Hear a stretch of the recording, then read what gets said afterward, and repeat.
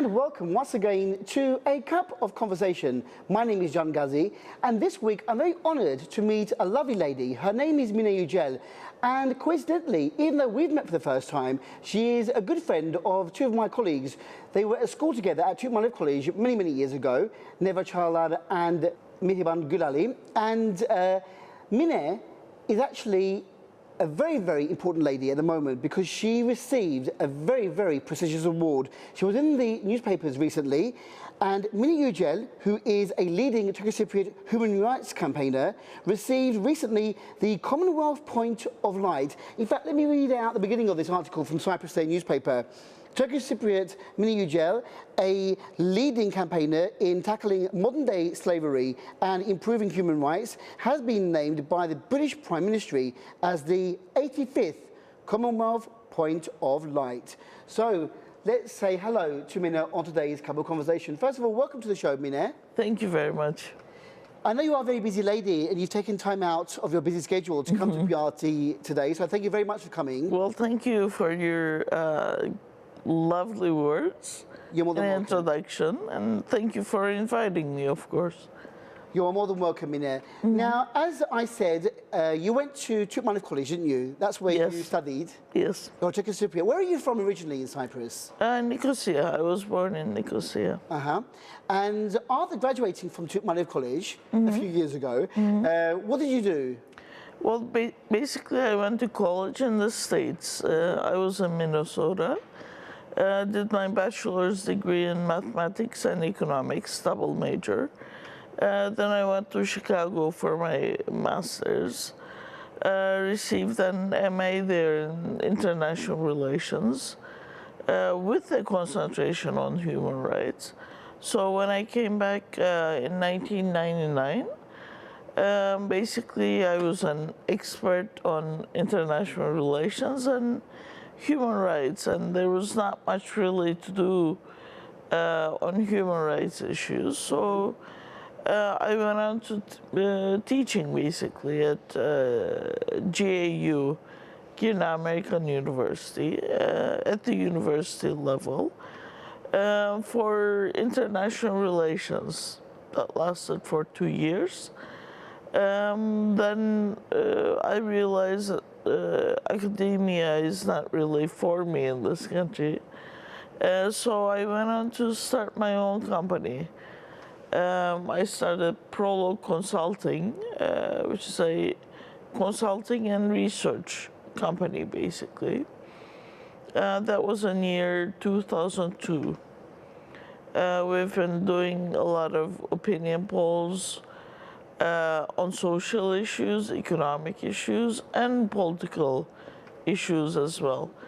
I mean, ever since I came back, basically, I was in bicommunal groups, did a lot of civil society work as well. Yeah. And in the year 2006, I basically did this research with U.S. Embassy funding on women trafficking.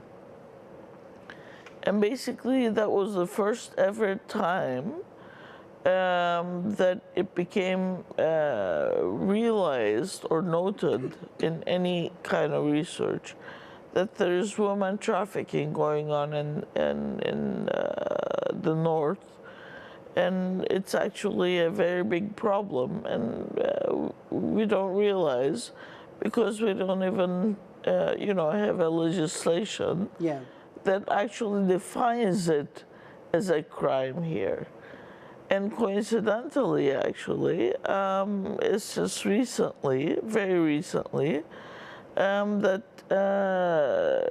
the definition of human trafficking has passed in the subcommittee in the parliament, and trafficking is going to be defined as a crime in the Turkish Cypriot community for the first time ever. But I mean, imagining our research was in the year 2006, and we just recently, these days, are seeing the results of this first research in the year 2019, and so forth, of course. So I was very honored to have received this award because, like I said in my acceptance speech, you almost feel invisible when you do all this work for 10, 12, 15, 16 years, and nothing comes out of it except, of course, the people on the street realize it, but not at the authorities level. This was very important. And also, after the year 2002, in 2009, I started another organization, actually, which was a non-profit company called the Center for Migration, Identity and Rights Studies.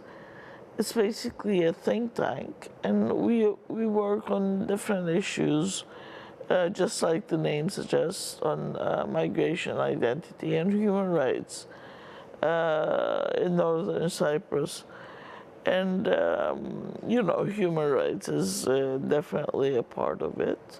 So I've been doing a lot of non-profit work there as well. Amazing. I mean, in that few minutes there, you've summarized everything very well, but I want to go into more detail. As you said, in the late 90s, early 2000s, when you were graduating, doing a master's in America, you obviously became interested in human rights, in international relations. Was that something that was close to your heart back then? I mean, when you left Cyprus to go to America and you saw what was going on in the rest of the world, was that something that interested you? Because you studied economics and mathematics, double major, actually, very different from what you're doing now. That's quite a story there as well. Basically, after graduating from college, I have received an offer from a university, and I've actually registered in their PhD program in math. So I was going to be a PhD in mathematics and be teaching mathematics, right? But I mean, doing a double major in the States in a liberal arts college, you don't really get to take any electives that would interest you other than, you know, all the stuff that you have to take to graduate, basically. So I had only one class that I could take that was my own choice. And I took international relations. And that was a big mistake, apparently. So one night, I'm sitting there at 3 o'clock in the morning in college. Everything is settled, including my apartment that I was going to live in during my PhD, doing math. And I said, you know, there are all these hungry people in the world, and I can't be doing, you know, math proofs or whatever in the academic world. There's no way, that's not me. So I remember it was like 3 o'clock in the morning. I called my mom, and I said, you know, I'm changing my life. I'll go study international relations. That's it. That's how it happened. At 3 o'clock in the morning, you're inspired. Why not? You know, life is too short, isn't it? Exactly. So you have to do what you love. And you obviously are very passionate about international relations and human rights. Now, I never knew, and obviously, you've been frustrated in the fact that all these years, it's taking you a long time to get your voice heard in your research. But I never knew about human trafficking in the TRNC. And that is something that is probably new to many of our viewers watching at the moment, because you don't really hear about it. It's nothing that we have broadcast widely in the media here at all. But so how did you, when you came back to Cyprus and you decided to do some research about this, did you know about Well, trafficking or the human rights issues here on yeah, the island? yeah. Well, I mean, I was in the women's organizations as well as by communal groups. I was doing other human rights stuff as well. I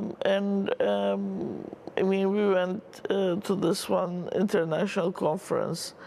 It's a funny story. Even the women's organizations here didn't know what woman trafficking meant.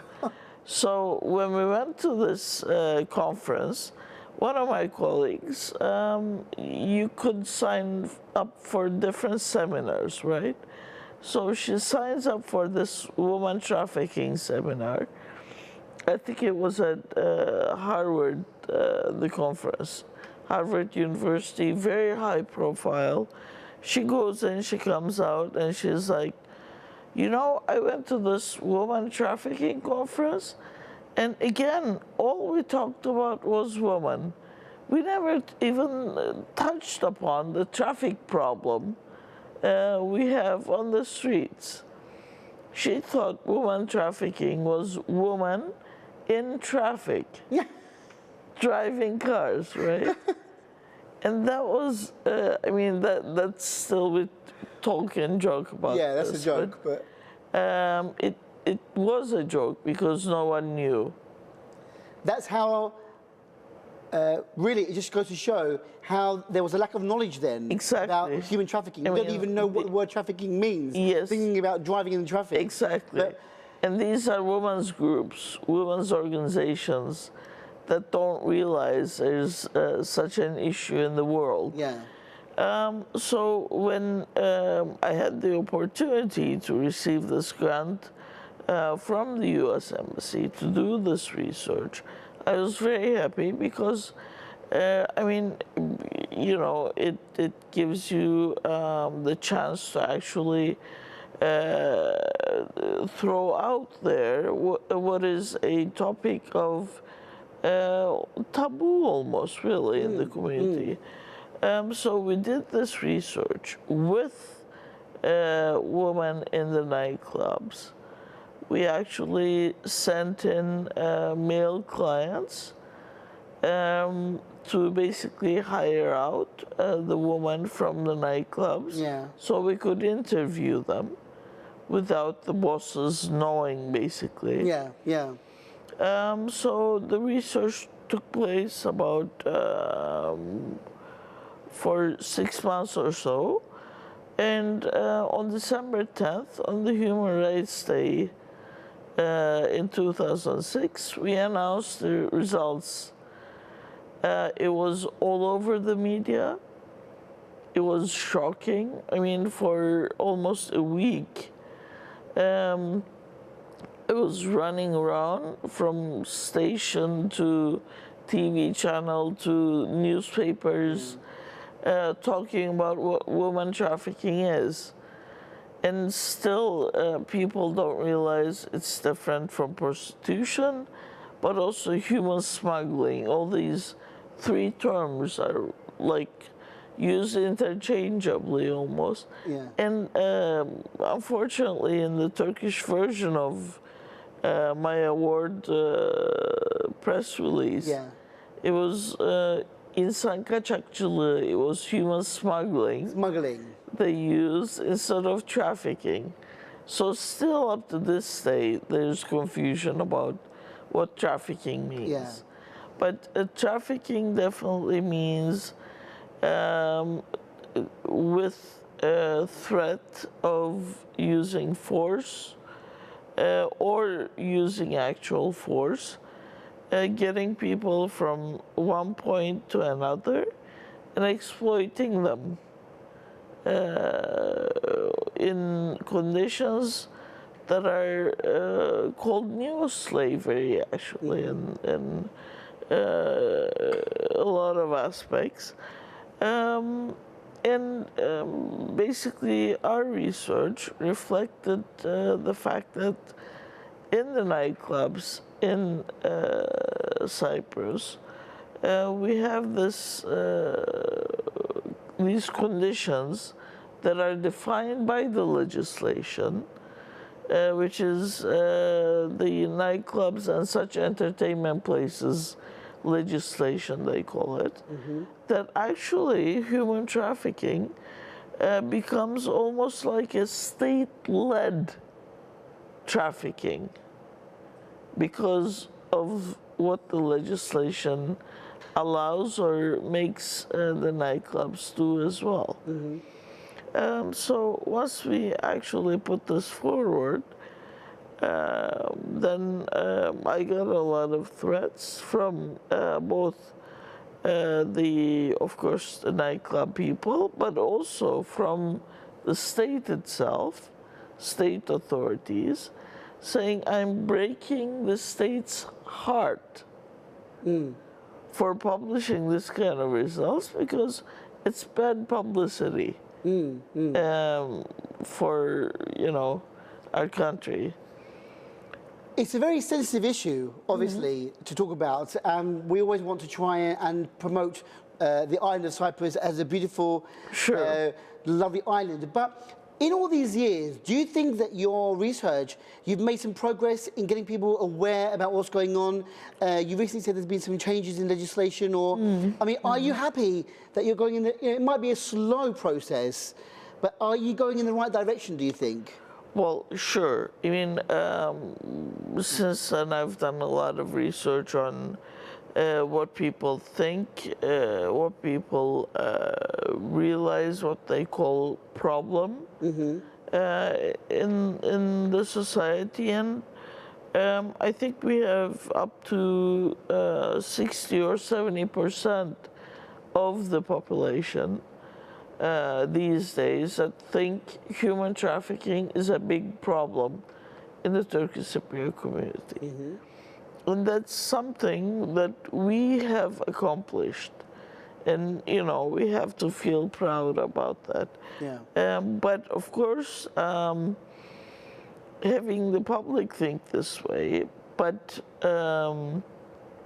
behave differently is another thing. Because they still think nightclubs are okay to go to. They still think it's part of the culture. They still take their kids to nightclubs, even if they know the woman working there might be victims of trafficking. Yeah. So yes, it's a problem. But it's a problem that's caused by someone else and not me. And that's the hypocrisy of our own society, I think, as well. Well, it is very difficult. It's a very sensitive issue that you are tackling, human trafficking. And as you said, it's something that is something to do with the other. It's not really your problem. It's somebody else's problem. Sure. You don't want to talk about it. Sure. But slowly but surely, I think we are learning, we are becoming more aware, thanks to people like you who are doing the research. You say you carry out research. I mean,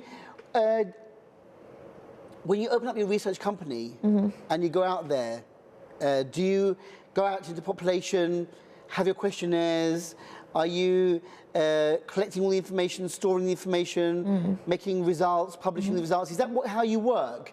Are you out there feeling the pulse of the society? What do they know about this subject? What are their views? Well, basically, what happens is we're the only company in the north that is a part of ESOMAR, which is the world's largest union of market research companies. We work with ESOMAR standards. We work with a lot of international organizations or companies like Gallup, for example, or TNS, in doing international polling as well. We become part of international consortiums, and we go out when they ask for our services. We get subcontracted or contracted directly by the clients, and we do research that is actually purchased from us. So most of the time, to make my living, I do research that's bought by other people. Yeah. In my activist life, I work with my think tank, which is a nonprofit, and without money being involved, I volunteer my own background and my own company services sometimes to do research and actually to publish this in the local media to make people aware about issues people really don't touch. Yeah. And don't talk about, like domestic violence we've talked about, or we do democracy assessment, human rights assessments. With SMERS, which is the shortened version of the Center for Migration, Identity and Rights Studies. We do a quarterly study on different trust levels. And usually I publish it in one of the leading newspapers here. And they take it on. We get to be on the front page for 3-4 days in a row every time the results comes out. But I mean, although people almost wait for the next one to come out, and there's a lot of interest about this on the street. You see the authorities that, always turn a blind eye on the kind of results that you're getting from this research. So yes, we work with a lot of international organizations. Almost all of the bicommunal surveys that are done here on both sides of the divide. Basically, my company is the one that's been doing the polling here. For example, the UN Secretary General's report that just came out these days, it talks about recent polling that was done for the UN. And again, we're the ones that carried out those polls. And I feel very proud and very good about the work I do. But at the local authority level, you don't see much progress, and it's frustrating, really. It must be, yeah. It's not easy to do what you're doing, all the research that you carry out, the time, the effort, collecting the results, working on the results afterwards. I mean, it's one thing getting the results in after all the research, but then you have to produce something from that research. What is the actual result? What are your conclusions? And obviously, recently you were recognized for your work. Now, let me tell you a bit more about this award. And, sorry, excuse me. Now, you are the second Cypriot to receive a Commonwealth Point of Light award after environmental activist Kilos Papatillianou in March 2018. And you are very, very happy, very proud, you said, to be honoured for this award, selected for the award. How did this come about? The Commonwealth Point of Light, and you received this award from British High Commissioner Mr. Stephen Lilly recently. So how did this Point of Light award come about? How were you recognised? Well, basically, I received a call one day saying I was being nominated for this Point of Light award, which I've never heard of before, so I had to do some Googling there as well. And I realized it's the second time the British Prime Ministry is giving out this award. Before that, apparently, Mr. Bush started in the States with his own foundation, and basically the British government actually took it over last year, which was the first time it was ever given last year to different Commonwealth countries, one person representing each Commonwealth country. Apparently a colleague, I don't know him, received it last year from Cyprus. Yeah.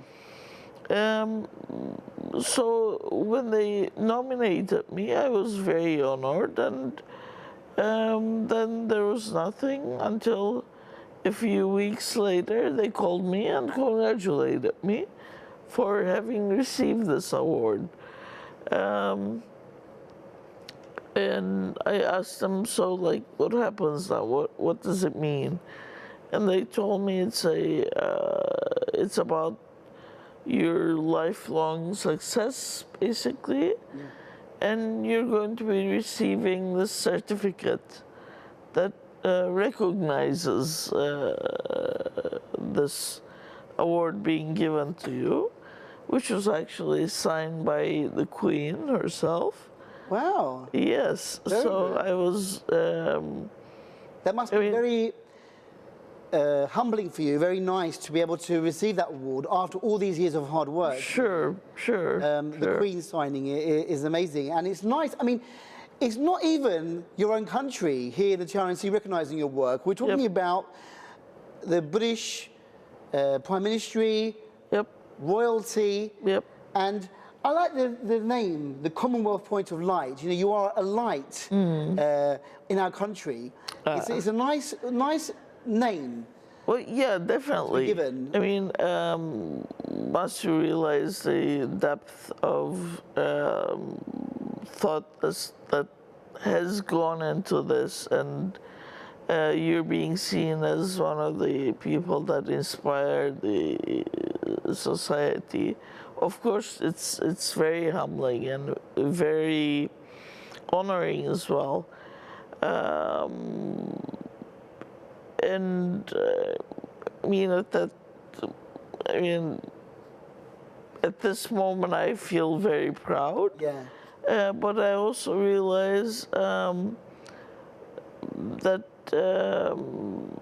you do keep going because although you don't see it every day, there are people that are watching and appreciating. Yeah. And you're not actually talking on your own and walking, you know, at the Somebody same out time. there is actually noticing what you're doing. So apparently it means something. And although you see the results very late, you end up seeing some results at least. And these things are very encouraging as well. You need that, don't you? Sure, Every now and then you need a bit of definitely. encouragement, a bit of positivity. Definitely. Someone to say, you know, well done, keep up the good work, and then it gives you a renewed energy. Well, definitely. I mean, we're all human, right? And a little appreciation wouldn't hurt, let alone this kind of appreciation. So, I mean, I feel very proud and very humbled, like you said. And I mean, as far as I'm concerned, there's still a lot more to be doing anyway. Yeah, it doesn't end, does it? Sure. You share your work. Obviously, you have all your research and you are commissioned to do research here. But do you have, I mean, on an academic level, because you are very academic as well, you know, you have a very good background. Do you obviously publish any articles in any journals around the world? How do you share your information? Even though you said you share with the local press here, there can't be enough for you. You know, okay, it's in the press for 3 or 4 days, but then it's forgotten. It's yesterday's news. But do you have an archive of your research, or have you got articles printed in international journals? I mean, what do you do with all this information that you've got, you know? Well, actually, I mean, I'm not a very organized person myself. Yeah. So yeah, definitely I wished I were more organized too. But as a center, we had some reports, actual reports published.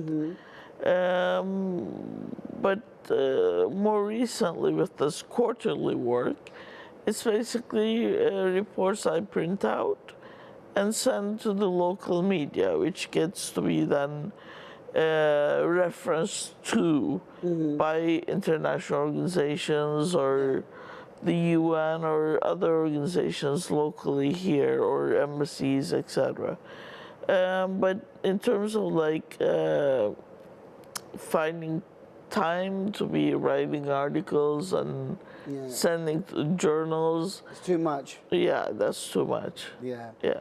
But you have your research there.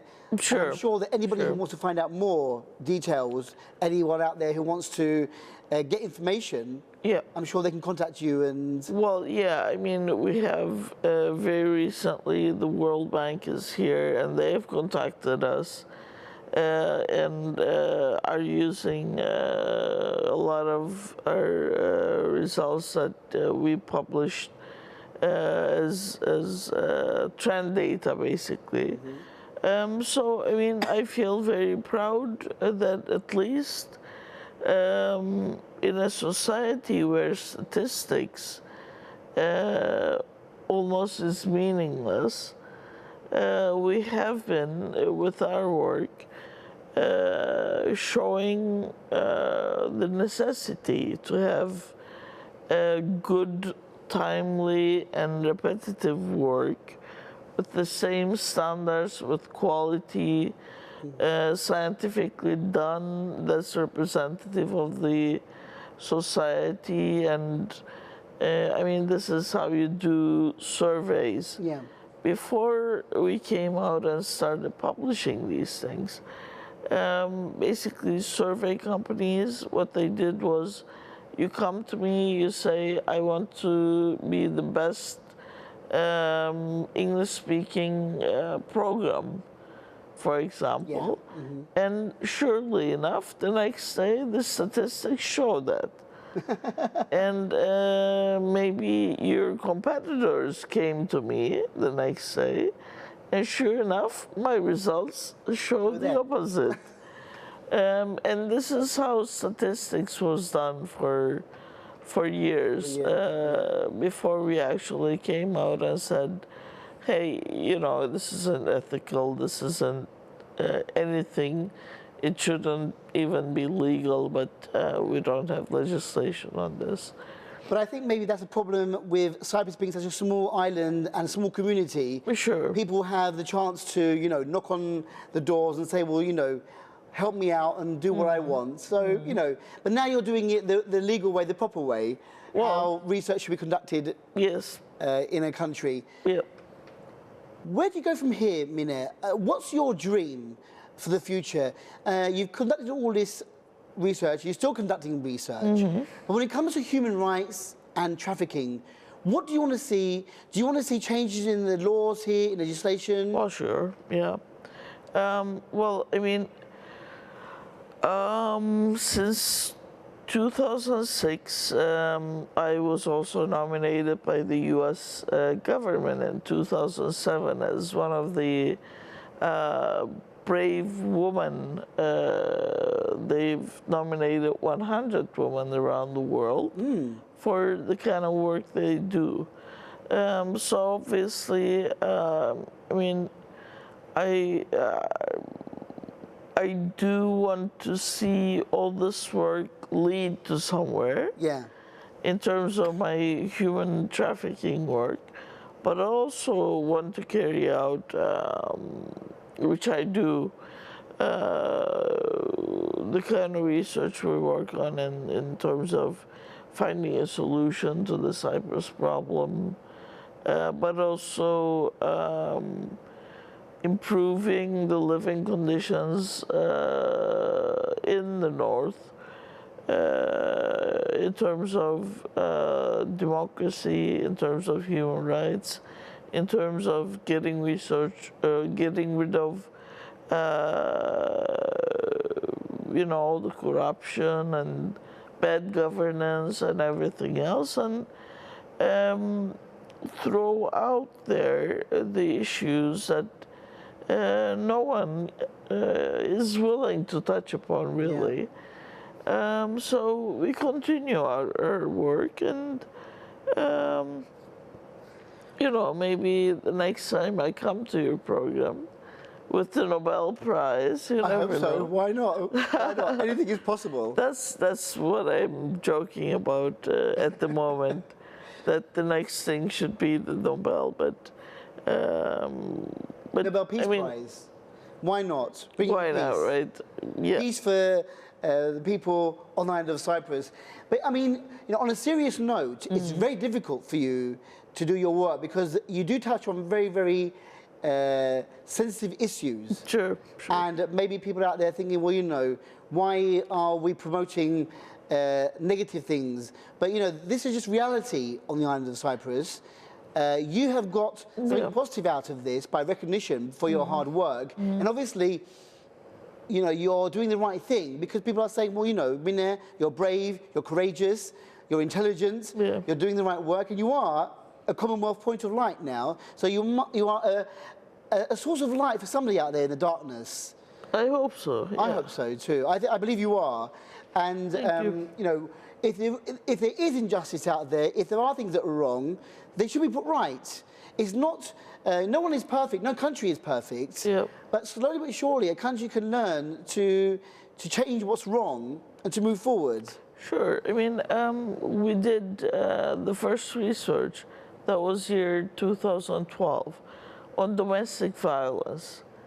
And the first time ever we produced and published this report as a booklet, people started complaining that, no, in our culture we don't have domestic violence. Yeah. It's all the outsiders that come in and, almost dirty our culture with their violence and everything. But since then, there's been all this work that has been carried out by other civil society organizations as well, that we do realize, yes, there is domestic violence in this country as well. We've done research on university students and a lot of what's being done to the African students, for example. We produced results of that research middle of last year. And there again, I received threats from the Ministry of Education about spreading out these false information about our universities and almost like discrediting our universities to the rest of the world. But then since then, even Yodak has come to agree that there are things that are wrong in the universities and they should be taken care of. So we can't really hide behind our fingers. Of course not. On all these issues, and someone has to put it out there to be really discussed and seen and corrected, really.